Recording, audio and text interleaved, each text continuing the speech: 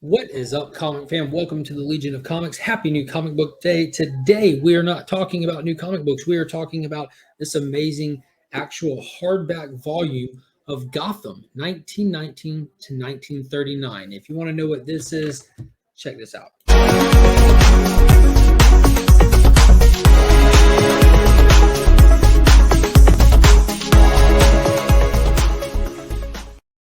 Be sure to hit up bigtimecollectibles.com and don't miss out on any of the most amazing retailer exclusives in the game. You can also follow them on Instagram and Facebook.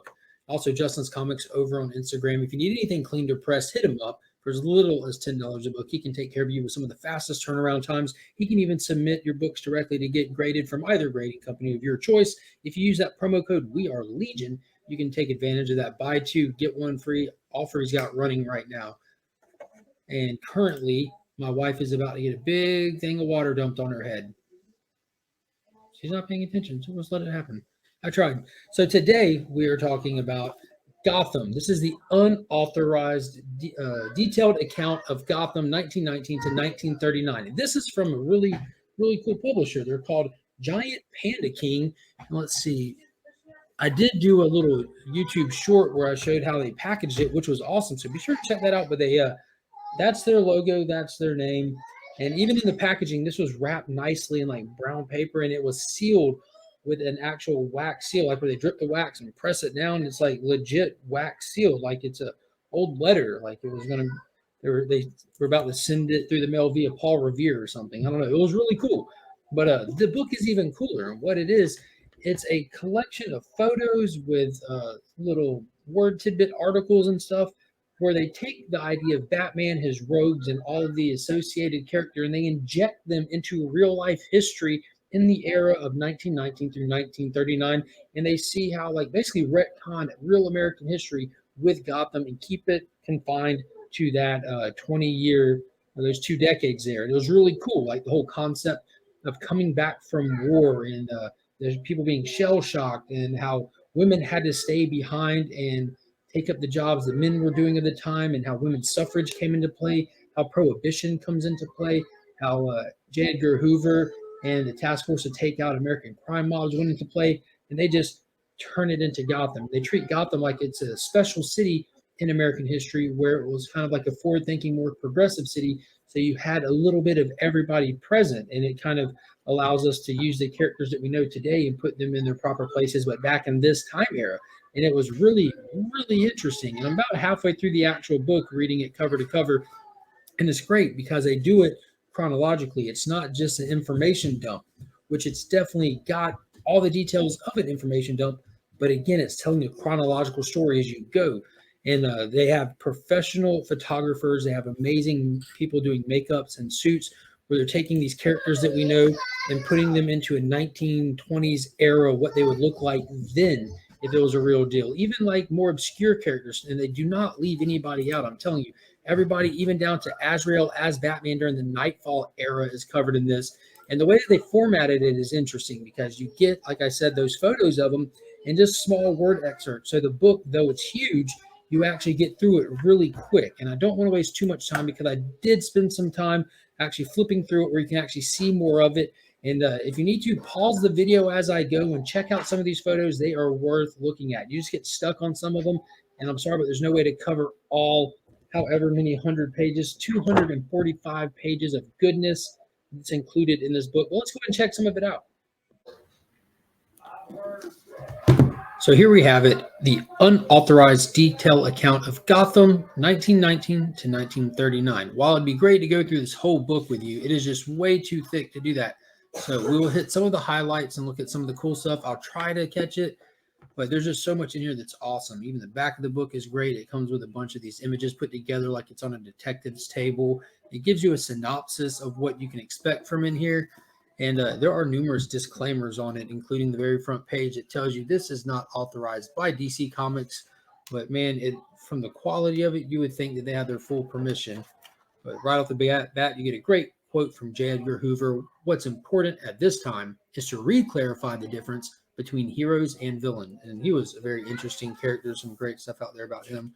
But you get a table of contents, and what's so great about the book is it's not just a photo and a description. It's literally telling a chronological story of the Batman and the time era.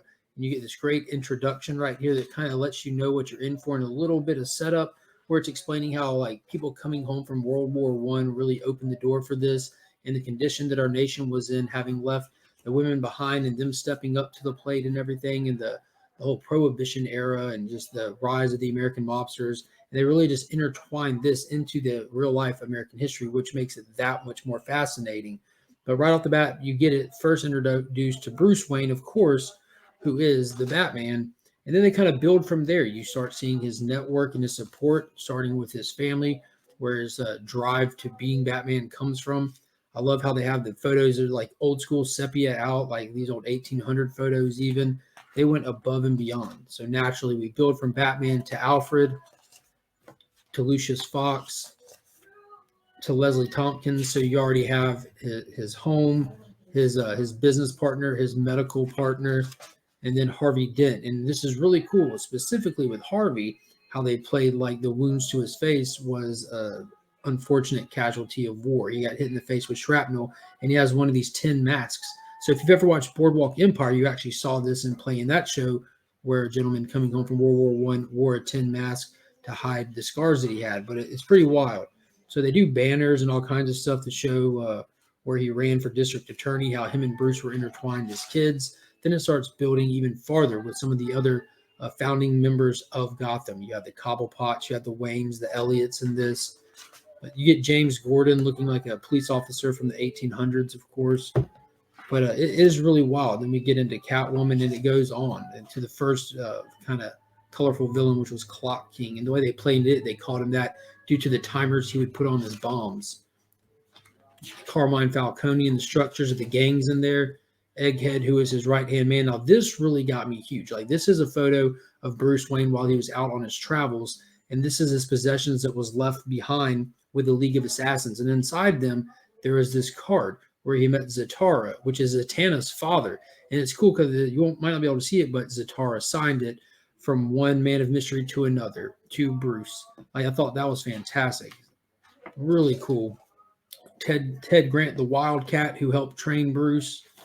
And it goes on. Black Mask and how they kind of associate him with a secret society, basically like ousted from the Court of Owls and started his own and took advantage of the people that were of the time era, like the white nationalists, as they called themselves. And he used that to his favor to create an army of people to do what he wanted because he couldn't get what he wanted from the wealthy society.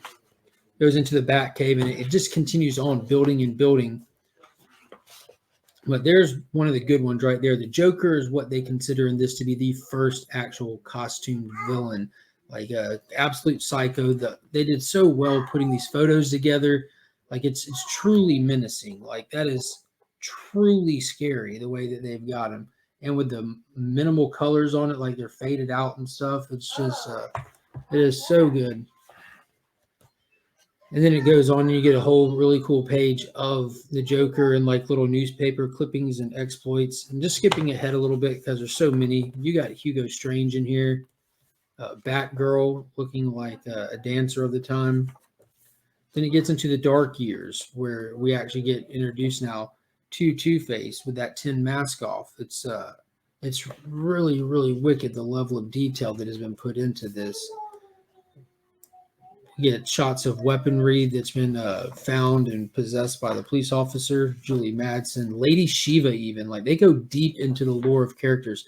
Now, Deadshot, this is one that me and Paul at the bookstore were talking about, how accurate this is, how for the era, it's just a man completely armored out in tin, except for his aiming eye, his shooting eye. So, like, that is really cool. By the end of it, you get the whole Task Force X.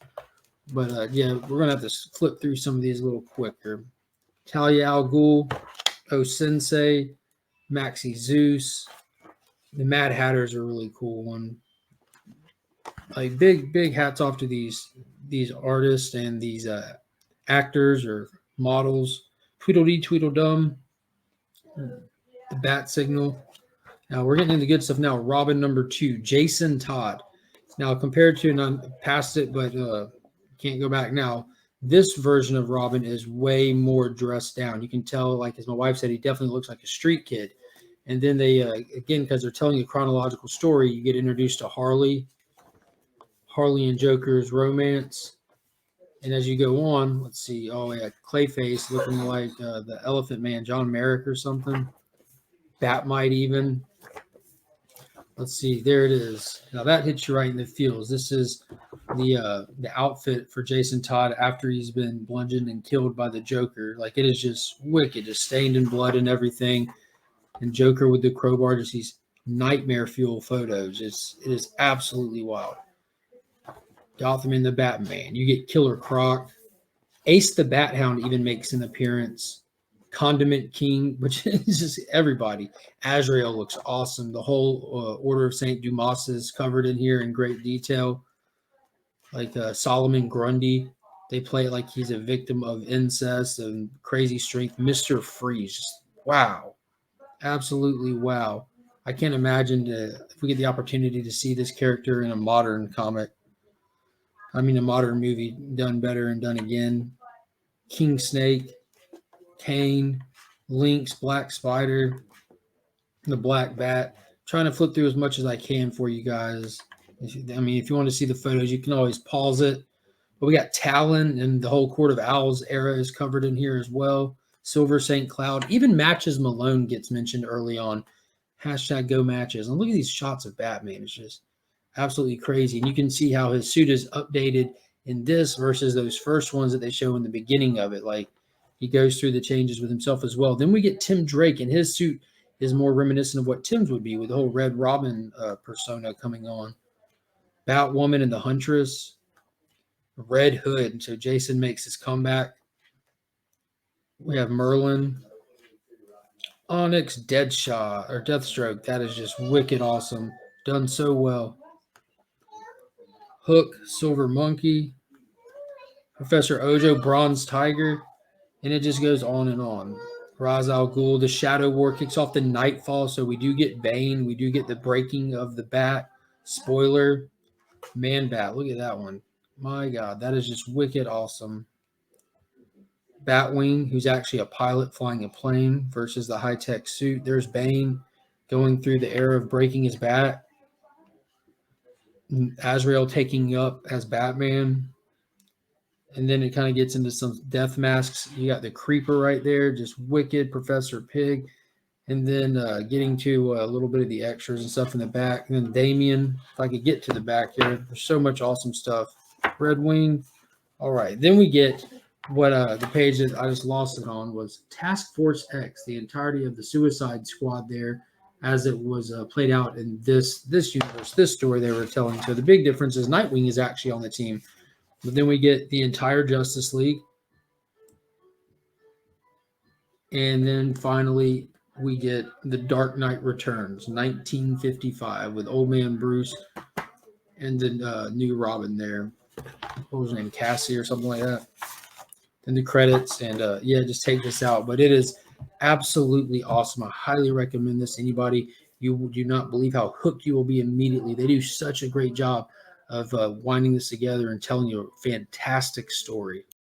As you can see, this thing is amazing, like absolutely stunning. So much detail, and I can only hope that they'll do another volume. I did a little bit of looking and digging, and I did see that there was like a Metropolis 1935 to 55 or something like that. It said mock-up cover on it. So I need to go back and do a little more looking, because if one of these exists for Superman, I need it. I need it in my life. But man, wouldn't it be cool if we got another one on that Task Force X that they put together and see some of the stuff they were involved in, or even one on Justice League? I definitely have that feeling like I would like to get a few setup ones before a full-on Justice League one, but just from that one photo they gave us, it has got me pumped. Now, getting to a little bit more detail that hasn't been mentioned, the copy that I have is the second edition. And big shout out to Mr. Comic Head 84, aka Kenny, because I spoke to him before I ordered this and about it being a second edition. And the second edition has material not included in the first one. It's like an expanded version of the first one. So get a good look at this cover. The first edition does have the Joker on it, but it's a different photo. This is the one you would really want to get as much as they have to offer. Well, I couldn't imagine any of this being left out. I need every bit of it, and I feel like I need more already. Leave me a comment below. Let me know what you think. Again, Giant Panda King, their website, that's where I got it from. They are based out of Australia. This book shipped from New Zealand. Shipping was atrocious. It takes about a month to get here, but it's all well and worth it. All in all, you're going to spend about $100 on this book with the shipping and the cost of the book itself. If I remember correctly, the price tag on the book was like 30, $40, and the rest was shipping, and it rounded it out like almost at 100 even. So it is what it is. Completely worth it. It was packaged as good as it came. Still came in the corners ding, but I care not. That's man, it's perfect. Absolutely perfect. Do I still have that little flyer thing? Oh, fiddlesticks. Well, I will post a picture of the flyer. There's like an art print that comes with it for Batman Beyond movie, an upcoming Batman Beyond movie. It's super duper cool.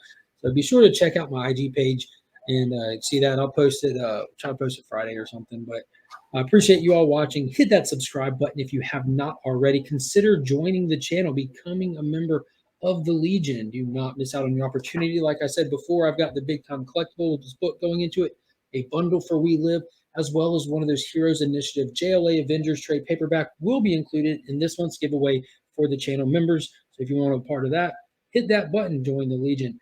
And until next time, as always, I'm Mark, but we are Legion.